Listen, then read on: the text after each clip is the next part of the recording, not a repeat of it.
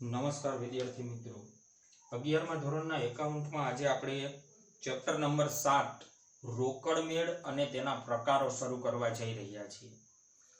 તો રોકડ મેળના ચેપ્ટરમાં આપણે કયા કયા મુદ્દાઓ ભણવાના છે, એમાં કઈ રીતે દાખલાઓ ગણવાના છે એ સમજીએ તે પહેલા આપણે એક મુદ્દો જાણીએ છીએ વિદ્યાર્થી મિત્રો કે ધંધાકીય એકમની અંદર जुदा जुदा घणा बधा प्रकारना व्यवहारो थता होय छे। एमां माल सामान ने लगता व्यवहारो थता होय, सेवा ने लगता व्यवहारो थता होय, आर्थिक व्यवहारो थता होय, बिन आर्थिक व्यवहारो थता होय। आर्थिक व्यवहारोनी अंदर रोकड़ व्यवहार थता होय अने उधार व्यवहार थता होय, अन्य विशिष्ट प्रकारना व्यवहारो पण घणी वखत थता होय। तो रोकड़ मेळना चेप्टरमां विद्यार्थी मित्रों आपणे मात्र अने मात्र रोकड़ना व्यवहारोनो ज अभ्यास करवानो छे। रोकड़ व्यवहारोनो। हवे रोकड़ मेळ केने कहेवामां आवशे? तो के धंधाकीय एकममां जे जुदा जुदा प्रकारना व्यवहारो थता होय ए बधा ज व्यवहारोमांथी रोकड़ना व्यवहारोने अलग करी नाखवामां आवे अने एने एक अलग चोपड़ामां नोंधवामां आवे। जे चोपड़ामां मात्र अने मात्र रोकड़ना ज व्यवहारो नोंधवामां आवे छे तेवा चोपड़ाने रोकड़ मेळ तरीके ओळखवामां आवे छे। आपणे अहींया रोकड़ मेळनो अर्थ दर्शावेलो छे। धंधाना रोकड़ आवक जावकना व्यवहारो। धंधाना रोकड़ आवक जावकना व्यवहारो। आवक जावकना व्यवहारो पण कया? रोकड़। रोकड़ आवक जावकना व्यवहारो आम नोंधना चोपड़ामां नोंध्या सिवाय एटले के आम नोंधमां एंट्री न करवामां आवे अने कया व्यवहारोनी? रोकड़ना व्यवहारोनी। रोकड़नी आवक जावक माटेना व्यवहारोनी आम नोंधना चोपड़ामां नोंध कर्या सिवाय एक अलग चोपड़ामां नोंधवामां आवे छे। रोकड़ना व्यवहारो आम नोंधमां नहीं पण एने एक अलग चोपड़ामां नोंधवामां आवे छे तेने रोकड़ मेळ कहे छे। टूंकमां रोकड़ व्यवहारो नोंधवा माटेनो अलग राखवामां आवेलो चोपड़ो एटले रोकड़ मेळ। एकदम सरळ भाषामां रोकड़ना व्यवहारो नोंधवा माटे अलग राखवामां आवेलो चोपड़ो एटले रोकड़ मेळ। तो आ चेप्टरनी अंदर बीजी अन्य थियरीओ आपणे जरूरियात रहेशे दाखलाओमां तेम तेम समजता जशो। અત્યારે એટલું સમજીએ કે રોકડ મેળના જુદા જુદા ત્રણ ટુકડાઓ કરવામાં આવે છે। એક સાદો રોકડ મેળ, એક બે ખાના વાળો રોકડ મેળ અને એક ત્રણ ખાના વાળો રોકડ મેળ। સાદો રોકડ મેળ, બે ખાના વાળો રોકડ મેળ અને ત્રણ ખાના વાળો રોકડ મેળ। સાદો રોકડ મેળ એટલે રોકડનું જ ખાનું હોય, એમાં રોકડની આવક અને રોકડની જાવક નોંધવામાં આવતી હોય છે। રોકડના ખાના વાળો રોકડ મેળ જેને સાદો રોકડ મેળ કહેવામાં આવે છે। પછી બે ખાના વાળો રોકડ મેળ। હવે કયા બે ખાના હોઈ શકે? તો કે રોકડનું ખાનું અને વટાવનું ખાનું। થયા બે ખાનાઓ, રોકડનું ખાનું અને વટાવનું ખાનું હોઈ શકે। રોકડનું ખાનું અને બેંકનું ખાનું પણ હોઈ શકે। બેંકનું ખાનું અને વટાવનું ખાનું હોઈ શકે। તો બે ખાના વાળા રોકડ મેળના જુદા જુદા ત્રણ પ્રકારના દાખલાઓ હશે। रोकड़ अने वटावनुं खानु, बैंक अने वटावनुं खानु, रोकड़ अने बेंकनुं खानु। तो आने कहेवाय बे खाना वाळो रोकड़ मेळ। पण ए बे खाना आमांथी कोई पण होई शके। अने त्यार पछी त्रण खाना वाळो रोकड़ मेळ। त्रण खाना वाळा रोकड़ मेळमां तो त्रणेय त्रण खानाओ होय। कया त्रण खानाओ? रोकड़, वटाव अने बैंक। त्रणेयना खाना बनाववामां आवे। रोकड़नुं खानु, वटावनुं खानु અને બેંકનું ખાનું। તો આ ચેપ્ટરની અંદર આપણે આ ત્રણે ત્રણ પ્રકારના દાખલાઓ જોવાના છે। સાદા રોકડ મેળના દાખલા જોશું આપણે, બે ખાનાવાળા રોકડ મેળના દાખલાઓ પણ જોવાના છે અને ત્રણ ખાનાવાળા રોકડ મેળના પણ દાખલાઓ જોવાના છે। પણ વિદ્યાર્થી મિત્રો એકદમ સરળ ચેપ્ટર છે, તમારે માત્ર અને માત્ર એક જ મુદ્દો યાદ રાખવાનો છે। આ ચેપ્ટર શીખવા માટે તમારે માત્ર એક જ વાક્ય યાદ રાખવાનું છે।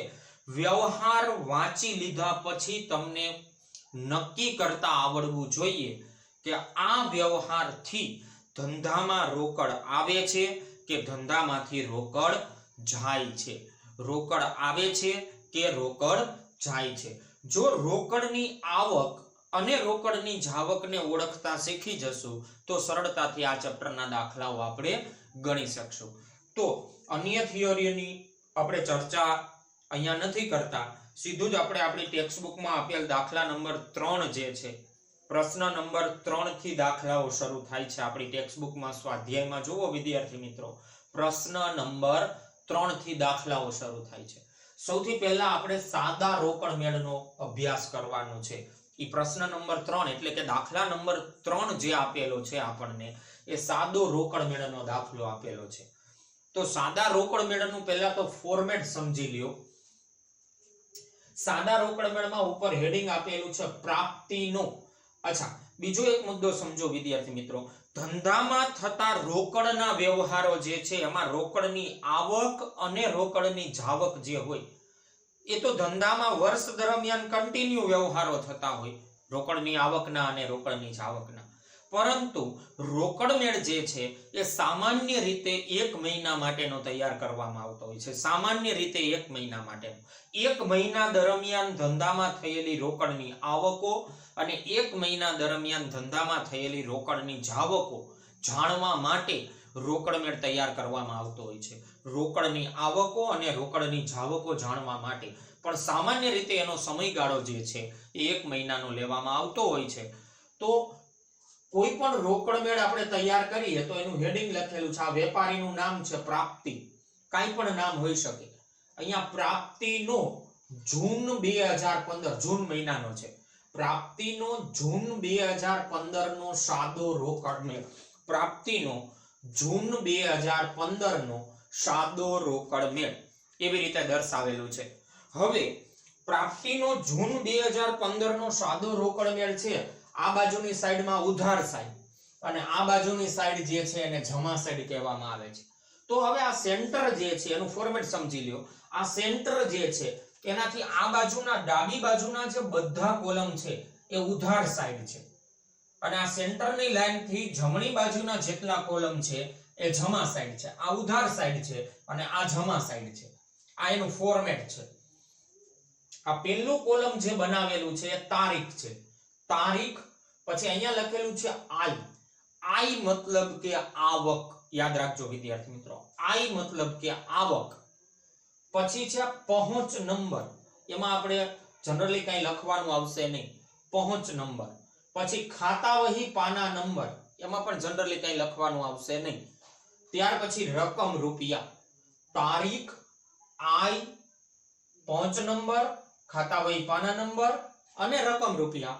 એવી જ રીતે આ બાજુની સાઈડમાં તારીખ, વ્યય, વ્યય એટલે જાવક, આય એટલે આવક અને વ્યય એટલે જાવક.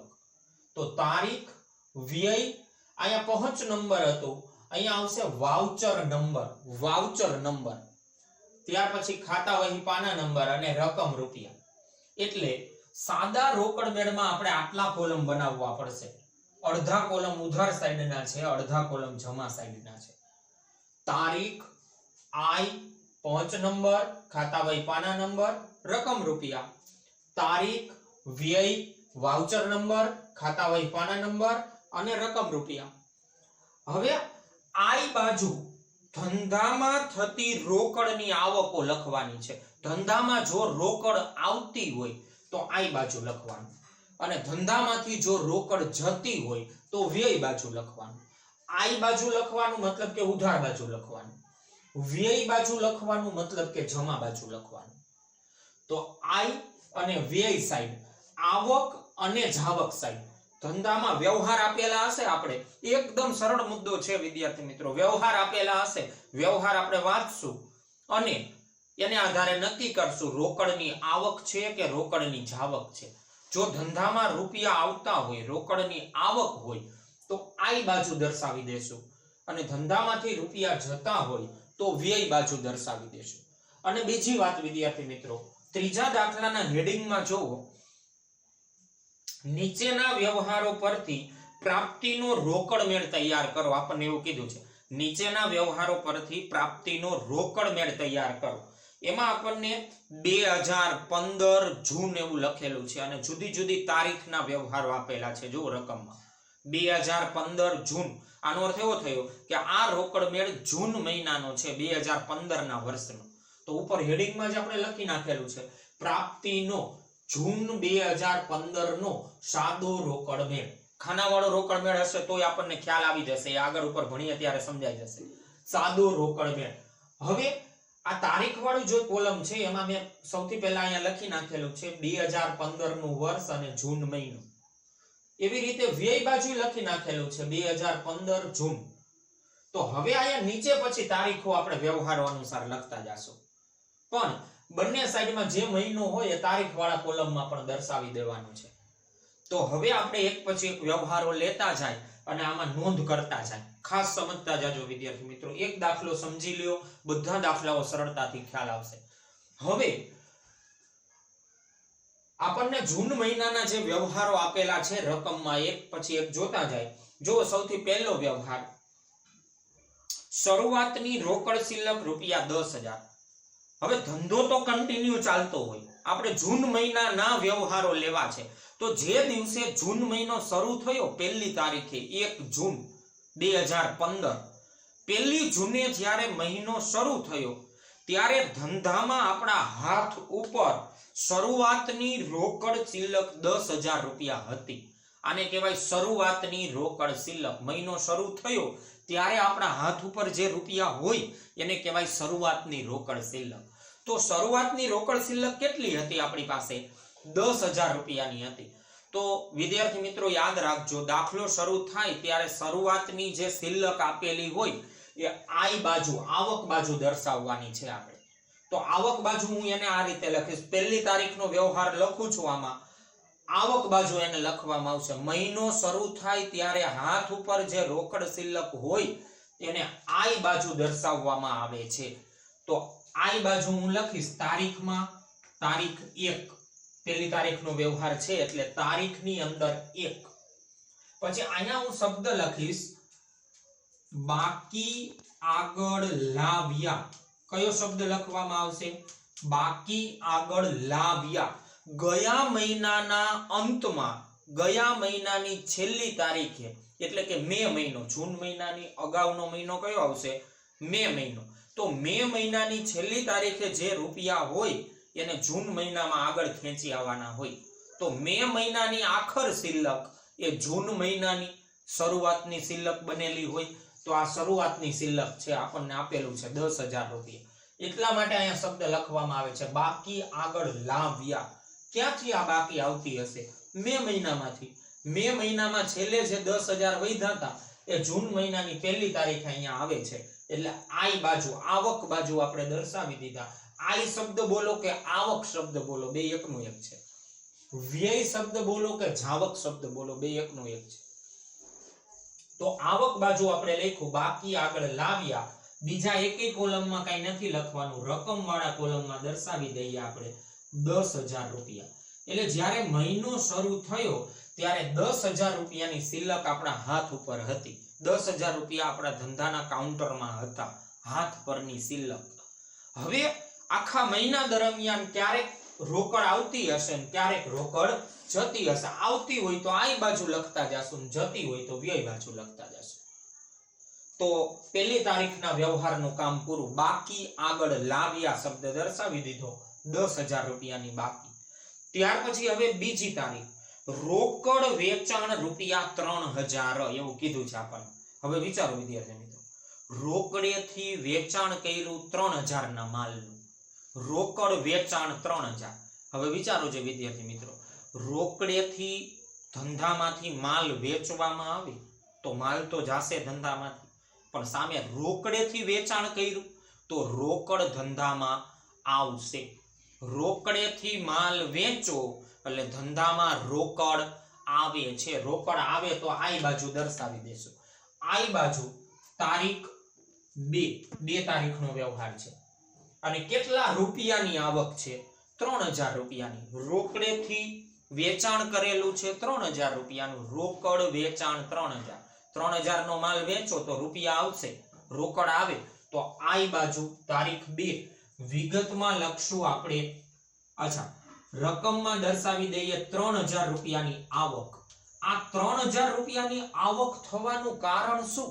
તો કે માલનું વેચાણ કરેલું છે. તો અહીંયા વિગતમાં આ શબ્દ જે લખેલું છે ત્યાં વિગતમાં આપણે લખશું વેચાણ ખાતે.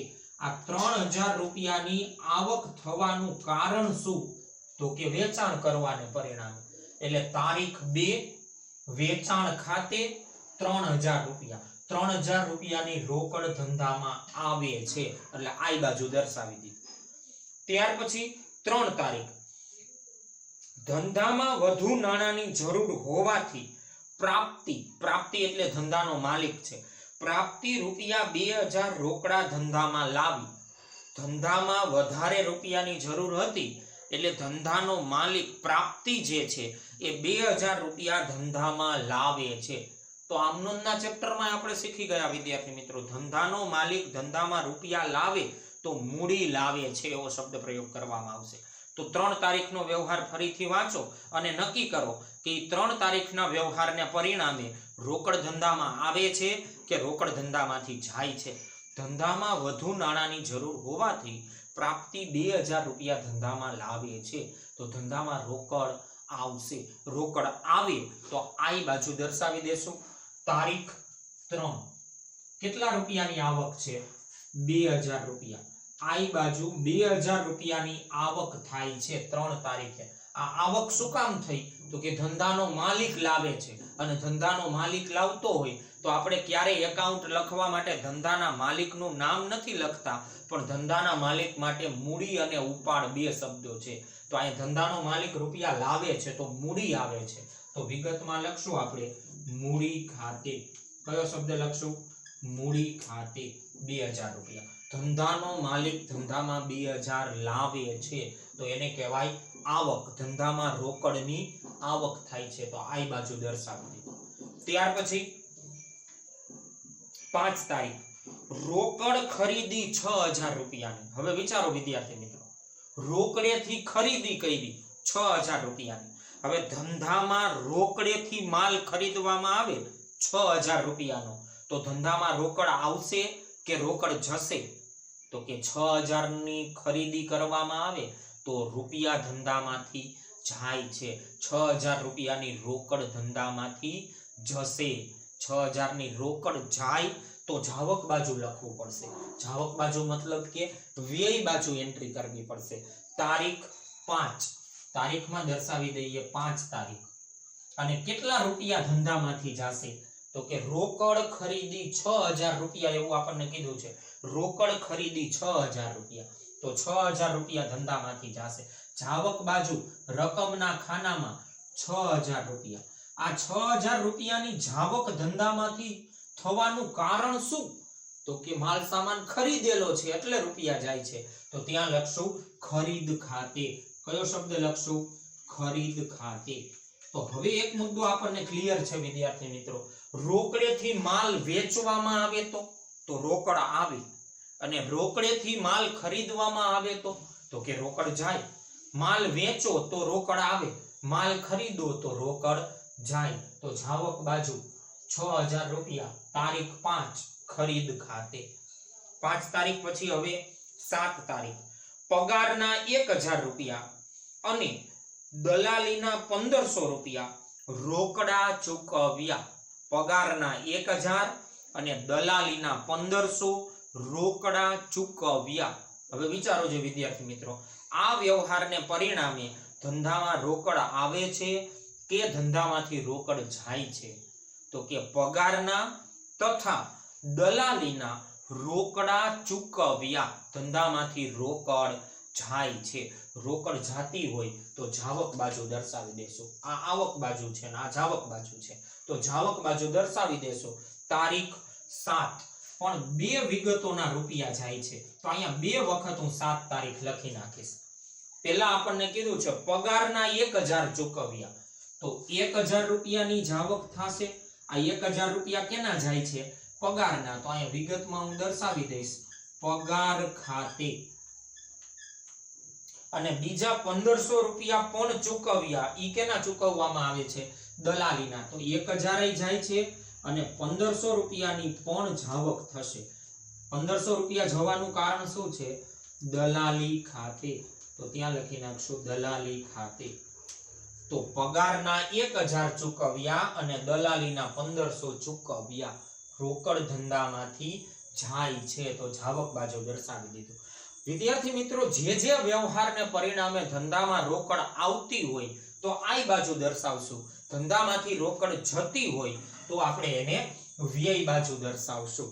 ત્યાર પછી 7 તારીખ પછી 9 તારીખ, દ્રોણ પાસેથી ₹5000 નો માલ રોકડેથી ખરીદ્યો। હવે વિદ્યાર્થી મિત્રો, એમાં વ્યક્તિનું નામ આપેલું છે પણ પાછળ શબ્દ આપેલો છે રોકડેથી ખરીદ્યું। તો વ્યક્તિના નામની આપણે કઈ જરૂર છે નહીં, રોકડ વ્યવહાર છે। તો દ્રોણ કે કોઈ પણ નામ આપેલું હોય, આપણે તો મતલબ વ્યવહારનું અર્થઘટન કરવાથી છે। તો 9 તારીખમાં કીધું કે ₹5000 નો માલ રોકડેથી ખરીદ્યો। વ્યક્તિના નામની કઈ જરૂર છે નહીં, કારણ કે રોકડ વ્યવહાર છે। અને ઉધાર વ્યવહાર હોય તો આમાં નોંધાત નહીં, કારણ કે રોકડ મેળમાં કયા વ્યવહારો નોંધાય? માત્ર રોકડના જ વ્યવહારો। રોકડ આવતી હોય તો અને રોકડ જતી હોય તો, બાકી રોકડ સિવાયના વ્યવહારો નોંધવામાં આવતા નથી। તો અહીંયા દ્રોણ પાસેથી 5000 નો માલ રોકડેથી ખરીદ્યો। 5000 નો માલ રોકડેથી ખરીદવામાં આવે તો રોકડ ધંધામાંથી જાય છે। 5000 નો માલ ખરીદો તો રૂપિયા ધંધામાંથી જાય। તો જાવક બાજુ દર્શાવશો તારીખ 9 તારીખે 5000 રૂપિયાની જાવક થાય છે। આ 5000 રૂપિયાની જાવક થવાનું કારણ શું છે? તો કે માલ ખરીદેલો છે। તો વિગતમાં શું દર્શાવી દઉં? ખરીદ ખાતે। ખરીદ ખાતે ખરીદી કરવાને પરિણામે 5000 રૂપિયા ધંધામાંથી જાય છે, એટલે જાવક બાજુ વ્યય બાજુ દર્શાવી દીધા। રોકડની જાવક છે। 9 તારીખ પછી 11 તારીખ, માનસીને ₹6000 નો માલ રોકડેથી વેચ્યો। એમાંય રોકડેથી વેચાણ કરેલું છે, તો માનસી નામની આપણે કઈ જરૂર છે નહીં। 6000 નો માલ રોકડેથી વેચ્યો। હવે 6000 નો માલ રોકડેથી વેચવામાં આવે તો ધંધામાં રોકડની આવક થાય છે। રોકડ આવશે, માલ વેચો તો ધંધામાં રોકડની આવક થશે। તો આવક બાજુ દર્શાવવું પડશે। તારીખ 11, કેટલા રૂપિયાની આવક છે? તો કે 6000 રૂપિયાની આવક કીધું છે। જો 6000 નો માલ વેચ્યો તો 6000 રૂપિયાની આવક। આ 6000 ની આવક થવાનું કારણ શું છે? વેચાણ ખાતે। માલ વેચેલો છે એટલે 6000 ની આવક થયેલી છે। તો વેચાણ ખાતે 6000 રૂપિયાની આવક। 11 તારીખ પછી હવે 19 તારીખ, નૈઋતીને, આ મુદ્દો સમજજો વિદ્યાર્થી મિત્રો, આમનોંધમાં પણ આવી ગયું। નૈઋતીને ₹3000 ગયા મહિનામાં ખરીદેલા માલ પેટે ચૂકવી આપ્યા। અત્યારે ખરીદી નથી કરતા આપણે તો નૈઋતી પાસેથી ગયા મહિને ખરીદી કરેલી હતી, તો ગયા મહિને ઉધાર ખરીદી કરેલી હશે। હવે આ મહિને અત્યારે આપણે નૈઋતીને રૂપિયા ચૂકવીએ છીએ। હવે જ્યારે ખરીદી કરવામાં આવે ત્યારે ખરીદ ખાતે શબ્દ આવે, જ્યારે વેચાણ કરવામાં આવે ત્યારે વેચાણ ખાતે શબ્દ આવે। પણ એક વિગત ખાસ યાદ રાખજો વિદ્યાર્થી મિત્રો, હવે જે મુદ્દો હું બોલવા જઈ રહ્યો છું એ મુદ્દો ખાસ યાદ રાખજો વિદ્યાર્થી મિત્રો। જ્યારે જૂના હિસાબની પતાવટ કરવાની હોય ત્યારે સામેવાળા વ્યક્તિનું ખાતું આવે। જ્યારે જૂના હિસાબની પતાવટ કરવામાં આવે ત્યારે સામેવાળા વ્યક્તિનું ખાતું આવે। તો અહીંયા આપણને એવું કીધું છે 19 તારીખમાં, નૈઋતીને ₹3000 ગયા મહિનામાં ખરીદેલા માલ પેટે ચૂકવી આપ્યા। નૈઋતીને ચૂકવી આપ્યા 3000। ગયા મહિને માલ ખરીદેલો હશે ને આ મહિને આપણે અત્યારે ચૂકવણી કરીએ છીએ। મે મહિનામાં માલ ખરીદેલો હશે ને અત્યારે જૂન મહિનામાં આપણે નૈઋતીને ચૂકવણી કરીએ છીએ। ધંધામાંથી 3000 રોકડ જાય છે। તો જાવક બાજુ દર્શાવશું, તારીખ છે 19, જાવક બાજુ તારીખ 19, કેટલા રૂપિયાની જાવક છે? 3000 રૂપિયાની જાવક છે। પણ અહીંયા ખરીદ ખાતે શબ્દ નથી લખવાનો, ખરીદી તો ગયા મહિને થઈ ગઈ હતી, અત્યારે તો તમે હિસાબ ક્લિયર કરો છો। તો કેને રૂપિયા તમે ચૂકવો છો? નૈઋતીને। તો હમણાં જ મેં તમને કીધું કે જૂના હિસાબની પતાવટનો વ્યવહાર હોય ત્યારે જે તે વ્યક્તિનું ખાતું આવે તો નૈઋતીનું ખાતું આવશે। તો અહીંયા 3000 ની સામે આપણે શું લખશું? નૈઋતિ ખાતે કયો શબ્દ લખવામાં આવશે? નૈઋતિ ખાતે 3000 રૂપિયા. 19 તારીખ પછી હવે 23 તારીખ અને એમાં પણ આવો જ વ્યવહાર છે, પણ સમજજો કિંજલે, કિંજલ ને શબ્દ નથી, કિંજલે રૂપિયા 1500 ગયા મહિને તેને વેચેલા માલ પેટે ચૂકવી આપ્યા. કિંજલે ચૂકવી આપ્યા એટલે કિંજલ આપણને ચૂકવે છે. શું કામ કિંજલ આપણને રૂપિયા ચૂકવે છે? તો કે ગયા મહિને આપણે એને માલ વેચેલો હતો મે મહિનામાં, અને અત્યારે જૂન મહિનામાં કિંજલ આપણને 1500 રૂપિયા ચૂકવે છે. જો 1500 રૂપિયા આપેલા છે, કિંજલે 1500 રૂપિયા તેને ગયા મહિને વેચેલા માલ પેટે અત્યારે ચૂકવી આપ્યા. તો આપણા માટે તો 1500 રૂપિયા રોકડની આવક થશે. કિંજલ આપણને ચૂકવે છે. તો આવક બાજુ દર્શાવશું તારીખ 23. તારીખ 23 કેટલા રૂપિયાની આવક છે? તો કે 1500 રૂપિયાની આવક છે. 1500 રૂપિયાની આવક ક્યાંથી થાય છે? તો કે કિંજલ આપણને ચૂકવે છે. આપણે ગયા મહિને માલ વેચેલો તો અત્યારે વેચાણ નથી કર્યું એટલે વેચાણ ખાતે શબ્દ નહીં, જૂનો હિસાબ અત્યારે પતાવટ કરીએ છીએ તો વ્યક્તિનું ખાતું, મતલબ કે કિંજલ ખાતે. કિંજલ ખાતે કિંજલ આપણને 1500 રૂપિયા આપે છે તો રોકડની આવક એટલે આ બાજુ દર્શાવી દીધું. 23 તારીખ પછી હવે 25 તારીખ રૂપિયા 600 ની જૂની સાયકલ ધંધા માટે ખરીદી. સાયકલ એ ધંધા માટે મિલકત છે. રૂપિયા 600 ની મિલકત હોય તો ખરીદ ખાતે શબ્દ નહીં, જે તે મિલકતનું ખાતું, તો સાયકલ ખાતે લખવું પડશે ને આપણે. યંત્રો હોય તો યંત્ર ખાતે, ફર્નિચર હોય તો ફર્નિચર ખાતે, જમીન હોય તો જમીન ખાતે, જે તે મિલકતનું નામ તો સાયકલ ખાતે લખવું પડશે. પણ પહેલા સમજો રોકડ આવે છે કે રોકડ જાય છે. વ્યવહારમાં એવું કીધું છે રૂપિયા 600 ની જૂની સાયકલ ધંધા માટે ખરીદી. હવે સાયકલ ધંધા માટે ખરીદવામાં આવે 600 રૂપિયાની તો 600 રૂપિયા ધંધામાંથી રોકડ જાય છે તો જાવક બાજુ દર્શાવી દેશો. તારીખ 25 તારીખે 600 રૂપિયાની જાવક છે. આ 600 રૂપિયાની જાવક થવાનું કારણ શું? તો કે સાયકલ ખરીદવામાં આવેલી છે તો અહીંયા લખશું સાયકલ ખાતે. સાયકલ એ ધંધાની મિલકત છે એટલે ખરીદ ખાતે શબ્દ ન આવ્યો, જે તે મિલકતનું, એ તો આમનોમથી આપણે શીખી ગયા છીએ. એટલે સાયકલ ખાતે સાયકલ ખરીદવામાં આવે છે, ધંધામાંથી રોકડ જાય છે 600 રૂપિયા. ત્યાર પછી 28 તારીખ રૂપિયા 1000 કમિશન પેટે મળ્યા. 28 તારીખે 1000 રૂપિયા કમિશનના મળ્યા, ધંધામાં રોકડ આવે છે. કમિશનના મળ્યા તો ધંધામાં રોકડ આવશે તો આ બાજુ દર્શાવી દઈએ. તારીખ 28 કેટલા રૂપિયાની રકમ ધંધામાં આવશે? 1000 રૂપિયા. તો રકમમાં દર્શાવી દઈએ 1000. આ 1000 રૂપિયાની આવક થવાનું કારણ શું? તો કે કમિશન મળેલું છે તો વિગતમાં આવશે કમિશન ખાતે. કમિશન ખાતે. ત્યાર પછી 28 તારીખ પછી 30 તારીખ રૂપિયા 3500 નું યંત્ર ધંધા માટે ખરીદ્યું. યંત્ર એ પણ ધંધાની મિલકત છે. 3500 નું યંત્ર ખરીદવામાં આવે છે. યંત્ર ખરીદો તો ધંધામાંથી 3500 રૂપિયાની રોકડ જશે. યંત્ર ખરીદ્યું તો રૂપિયા જાય તો જાવક બાજુ, વ્યય બાજુ તારીખ 30. તારીખ 30 અને રકમ છે 3500 રૂપિયા. 3500 રૂપિયા. વિગતમાં આમાં સાયકલ એ પણ મિલકત હતી ને આમાં શું છે? યંત્ર. તો વિગતમાં શું લખશું આપણે? યંત્ર ખાતે. યંત્ર ખરીદ્યું તો ધંધામાંથી 3500 રૂપિયાની રોકડ જાય છે. તો વિદ્યાર્થી મિત્રો આપણને ત્રીજા દાખલાની અંદર આપેલા તમામે તમામ વ્યવહારો આપણે ધ્યાનમાં લીધા અને દરેકે દરેક વ્યવહાર વાંચીને આપણે નક્કી કરવાનું હતું કે રોકડ ધંધામાં આવે છે કે રોકડ ધંધામાંથી જાય છે.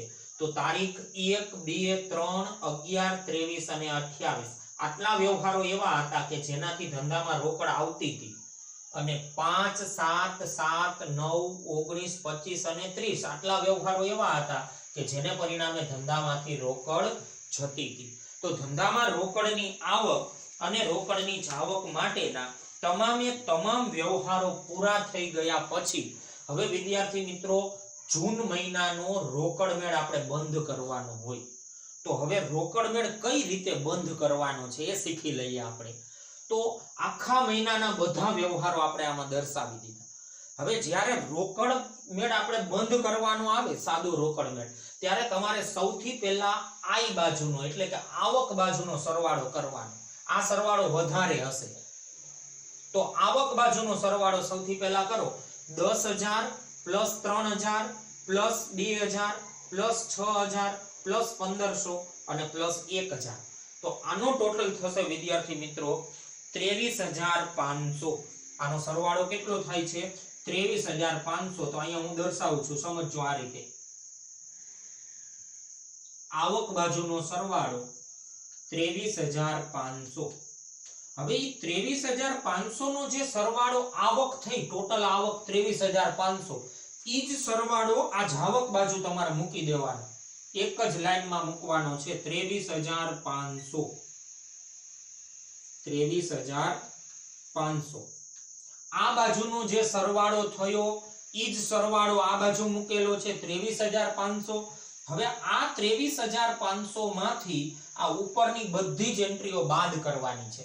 સાદી ભાષામાં હું તમને સમજાવું તો આનો અર્થ એવો થયો કે આવકોમાંથી જાવકો બધી બાદ કરવાની છે. આવકોમાંથી જાવકો બધી બાદ કરો એટલે આપને ખ્યાલ આવે કે મહિનાના અંતે કેટલા રૂપિયા વધ્યા. તો 23,500 માંથી આ 3,500, 600, 3,000, 5,000, 1,500 અને 6,000 આ બધી જ રકમો બાદ કરવાની છે. 23,500 માંથી આ બધી રકમો બાદ કરો એટલે વધે છે વિદ્યાર્થી મિત્રો 2,900 રૂપિયા. 2,900 રૂપિયા વધે છે. હવે સમજો, મહિનો શરૂ થયો ત્યારે આપણા હાથ ઉપર બાકી આગળ લાવ્યા. આપણા હાથ ઉપર 10,000 રૂપિયા હતા. જ્યારે મહિનો જૂન મહિનો શરૂ થયો ત્યારે આપણા હાથ ઉપર 10,000 રૂપિયા હતા. પછી આખા મહિના દરમિયાન રોકડની આવકો અને રોકડની જાવકો થઈ તો મહિનાને અંતે 2900 રૂપિયા વધે છે આપણી પાસે. 2,900. આની સામે લખી નાખવામાં આવશે બાકી આગળ લઈ ગયા. કયો શબ્દ લખવામાં આવશે? બાકી આગળ લઈ ગયા. અહીંયા શબ્દ હતો, મહિનો શરૂ થયો ત્યારે હતું બાકી આગળ લાવ્યા. ગયા મહિનાની બાકી અહીંયા લાવ્યા. અને હવે મહિનો પૂરો થયો ત્યારે શું લખવામાં આવશે? બાકી આગળ લઈ ગયા. આને કહેવાય આખરની રોકડ શિલ્લક. અને આ હતી શરૂઆતની રોકડ શિલ્લક, આ મળી આખરની રોકડ શિલ્લક. અને તારીખ અહીંયા કઈ લખવાની? તો વિદ્યાર્થી મિત્રો જે મહિનો આપેલો હોય એની છેલ્લી તારીખ જે આવતી હોય એ લખવાની. 30 અથવા તો 31. જૂન મહિનો છે તો તારીખ દર્શાવી દઈએ આપણે 30. મહિનાના અંતનો છેલ્લા દિવસની તારીખ લખશું. 30 તારીખે 2900 રૂપિયા આપણા હાથ ઉપર વધે છે.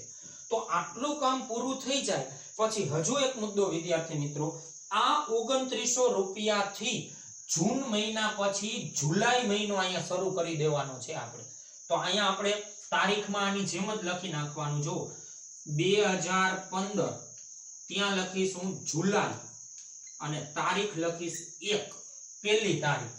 હવે આ જૂન મહિનાની આખરની જે બાકી હતી 2900 રૂપિયા એને આમ ક્રોસ એન્ટ્રી કરીને અહીંયા આગળ લઈ લેવાનું.